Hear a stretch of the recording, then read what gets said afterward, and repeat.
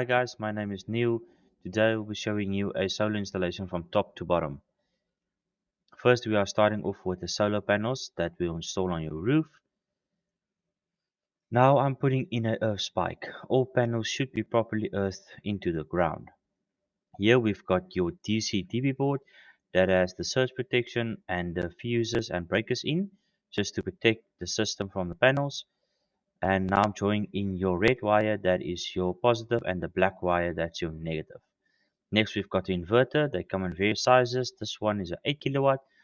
Now we'll just put the wire between the DCDB board into the PV input port of the inverter itself. Next we've got your ACDB board. From your ACDB board there would be two lines, one in and one out. The red wire is your live and the black wire is your neutral.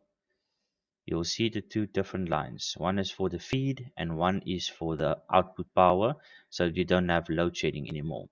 Now you've got ESCOM power. From the ESCOM, there will be one line going into your ACDB board.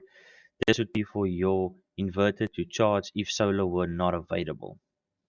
Now we've got your battery. They also come in various sizes, from the stage 1 to a stage 4.